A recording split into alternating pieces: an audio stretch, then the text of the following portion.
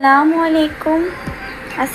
আলাইকুম সবাই কেমন আছো? তো হচ্ছে আজকে তো শুক্রবার। আজকে সকাল থেকে হচ্ছে অনেক কাজ করছি। আর আমি তো বেডশিটটা হচ্ছে যে কোনো একটা কারণে এটা আর কি বিছানো হয়েছে। তো আমি যে বেডশিটটা বিছাইছিলাম, তো ওই বালিশের কভারের ওটা, তো এটা হচ্ছে যে কোনো একটা কারণে ময়লা হওয়ার কারণে আমি ওটা হচ্ছে আবার ধুয়ে শুকা দিয়েছি। তো এগুলো আমার অনেক পরিষ্কার, এটা হচ্ছে অনেক পরিষ্কার, মানে সবসময় পরিষ্কার করে রেখে দিই। আর শাকগুলো হচ্ছে একদম ময়লা ছাড়া ছিল আর পরিষ্কার, এজন্য হচ্ছে আমি খাটের মধ্যে বসেই শাক কাটতেছি। তো এই শাকগুলো হচ্ছে আমি ভাজি করব এই ডাঁটা সহ। আর কিছুটা শাক হচ্ছে আমি একটু অন্যভাবে রান্না করব। তো জানি না আমার মতো এইভাবে শাকগুলা কে কে খায়। এদিকে হচ্ছে আমি এই মশলের ডিব্বা ডাব্বিগুলো হচ্ছে একটু উপর থেকে ভালো করে মুখা টাইট করে লাগিয়ে তারপর মানে শুকা দিয়েছিলাম, কারণ হচ্ছে আমার মশলাদানি ময়লা থাকলে আমার একদমই রান্না করতে ভালো লাগে না। তো এই তো এটা হচ্ছে আমি ধুয়ে দিয়েছিলাম। তো এখন মশলার ডিব্বাগুলো একটু গুছিয়ে নেই। এই তো এটা আমি ছোটটা কিনছি, এটা হচ্ছে আরেকটা পাওয়া যায় যেটা হচ্ছে অনেক বড়। তো আমি এক পাশে হচ্ছে হলুদের গুঁড়া, মরিচের গুঁড়া, ধনিয়া গুঁড়া, জিরা গুঁড়া রাখবো। আরেক পাশে হচ্ছে আমি একটু গরম মশলাগুলা রাখবো, একটু তেজপাতা আর আস্ত গরম মশলা, আর হচ্ছে এটা গরম মশলার গুঁড়া যেটা। তো যাই হোক, এখন আমি একটু রান্না করি। তো দুধ ভিজিয়ে রাখছি, এখানে আমি পুঁই শাক ধুয়ে নিছি, আর এখানে আমি ডাল ধুয়ে রাখছি। তো ডাল ধুয়ে রাখছি আমি। এই তো ফ্যান দিয়ে দিলাম। প্রচুর গরম পড়ছে। তো আমি জানি না শুধু আমারই গরম করে নাকি সবারই গরম করে। এই তো ডালগুলো আমি পরিষ্কার করে ধুয়ে নিছি। তো এখানে আমি এই তো পুঁই শাকগুলা দিয়ে দিচ্ছি। পুঁই শাকগুলা এখানে আমি আরও মশলা অ্যাড করব, এটা আমি হাতে মাখিয়ে তারপর বসাবো। এরপর হচ্ছে আমি বাগার বা সোমবার, তোমরা যেটাই বলো না কেন, ওই যে তেলের মধ্যে পেঁয়াজ, রসুন, জিরা এগুলো দিয়ে ভেজে তারপর হচ্ছে যে ডালের মধ্যে যেটা দেয়, ফোড়ন বলে অনেকেই, বাগার, সোমবার বা ফোড়ন, আসলে যে যেটা বলে অভ্যস্ত। তো এখন আমি কিছু কাঁচামরিচ আর পেঁয়াজ রসুন কেটে নিই। আর হ্যাঁ, আমি এখানে একটু রসুন বাটাও অ্যাড করবো। আর এই যে মুরগির পা গিলা, আসলে আমি এই যে রোস্ট করেছিলাম, তো ওগুলার পা গিলার মানে ছিল, এগুলো আমি আপাকে দিই না, কারণ এগুলো হচ্ছে আমার বাসার যে ছোট সদস্য সে খুবই পছন্দ করে, ওর খুব প্রিয় খাবার, এজন্য হচ্ছে দিই না। তবে দিই না বলতে রান্না করলে হচ্ছে কিছুটা খেতে দেই। আর আমি এই পাশে ফোমগুলা দিছি, এই বাসার সিঙ্কের বেসিংটা হচ্ছে অনেক ছোট সিঙ্কটা, পানি হচ্ছে এইদিকে চলে এসে এই দিক দিয়ে এসে এইদিকে হচ্ছে পড়ে যায়। তো এই জন্য আমি এখানে ফোম দিয়ে রাখছি যে পানিগুলো ফোম চুষে নেয়, পরে আমি আবার ফোমগুলো চিপে চিপে করে নিই। তো আমাকে পেঁয়াজ, কাঁচামরিচ, রসুন কাটতে হবে, এছাড়াও আমাকে এখানে বাটা মশলা দিতে হবে। তো আমি বাটা মশলাগুলো দিয়ে দিই, হাত দিয়ে দিই। তো এই যে রসুন বাটা, রসুনটা একটু বেশি পরিমাণেই দিব। এখন আর আমি এখানে রসুন কেটে দিব না, আমি সোমবারের জন্য মানে ফোড়নের জন্য হচ্ছে কিছুটা রসুন কাটবো। আর এই তো এখানে আদা দিলাম। আমার জিরা বাটাটা নাই, অল্প আছে, জিরা বাটাটা হচ্ছে অল্প আছে, আর আমার জিরা বাটা নেই।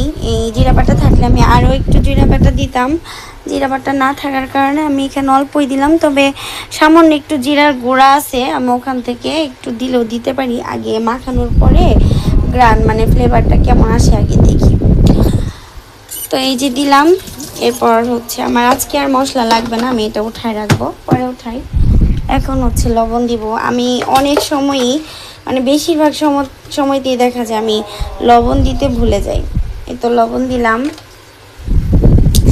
এখন আমি এখানে এক এক করে কিছুটা গুঁড়া মশলা অ্যাড করব।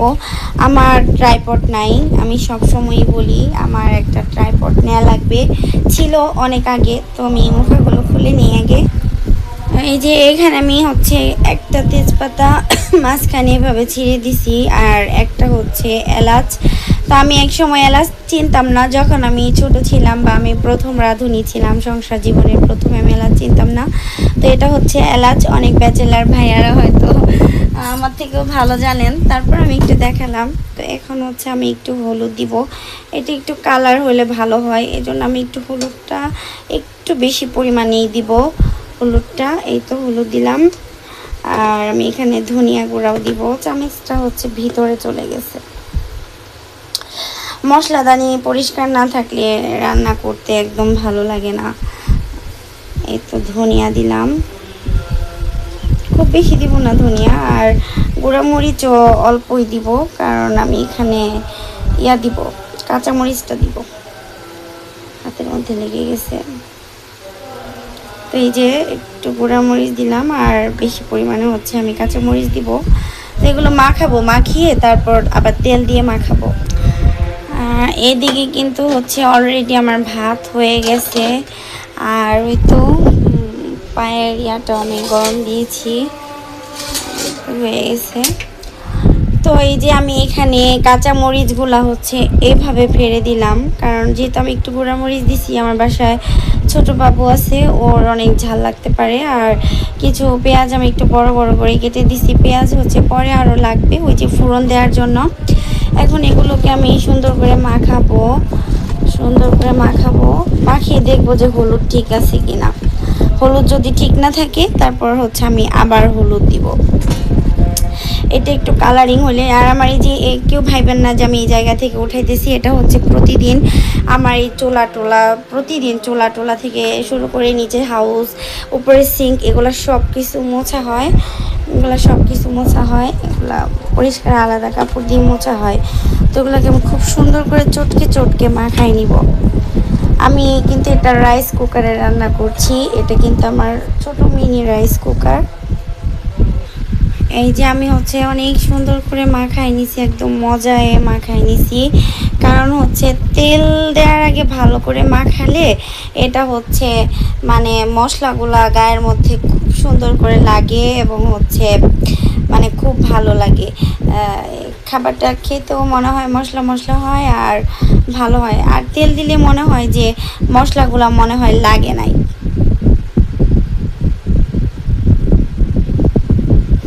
তো যাক, এখন আমি তেল দিয়ে হচ্ছে মাখাবো। যেহেতু আমার মোবাইল ট্রাইপড নাই, তো ধরতে খুব সমস্যা হচ্ছে, আমি তেল দিয়ে আবার হচ্ছে ভিডিওটা অন করব। তো এই যে আমার হাতে থেকে তেল কিছুটা পড়েও গেছে, তো একদম কমও না একদম বেশিও না, কারণ পরে ফোড়নের সময় আবার তেল দিয়ে ফোড়ন দিতে হবে। এখন এটাকে আরও মাখাবো।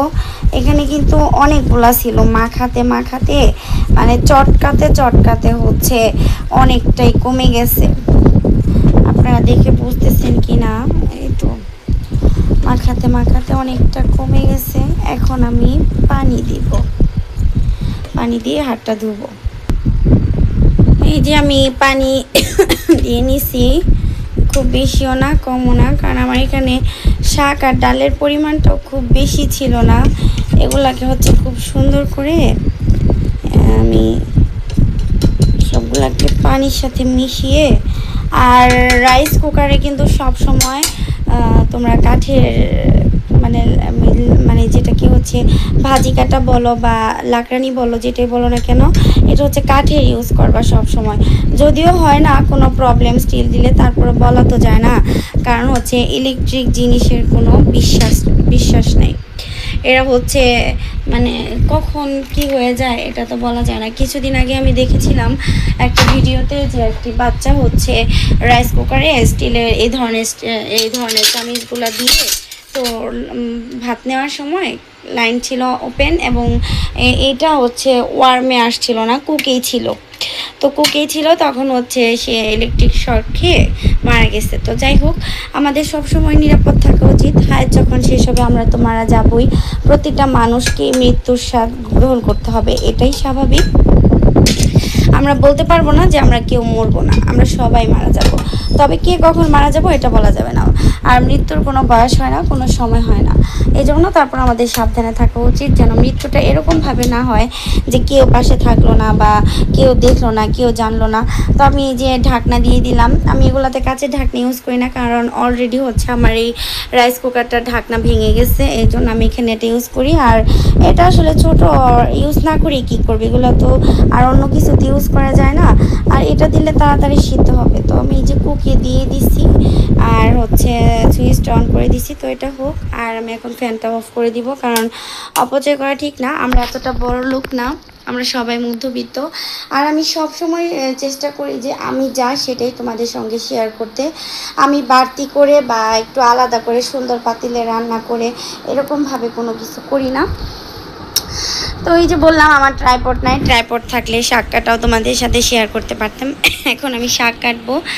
আর হচ্ছে আমার বিছানা চাদর, এটা আমি তো তখনই বললাম যে এটা আমি একটু চেঞ্জ করছি। তো এখন হচ্ছে আমি শাক কাটবো। আমি একটু অসুস্থ, তার কারণে আমি খাটে বসে শাক কাটছি। কারণ হচ্ছে অসুস্থ থাকলে কি হবে, মেয়েদের তো কাজ করাই লাগে, তাই না? তো সবাই ভালো থাকবা, প্লিজ সাপোর্ট করবা, আমিও যেন একদিন এখান থেকে কিছু করতে পারি, আমার ছোট ছোট স্বপ্নগুলো পূরণ করতে পারি। আল্লাহ যদি আমার রিজিকে রাখে, তোমাদের দোয়া, ভালোবাসা এবং সাপোর্টে ইনশাল্লাহ আমি একদিন পারবো। সবাই ভালো থাকো। আল্লাহ হাফেজ।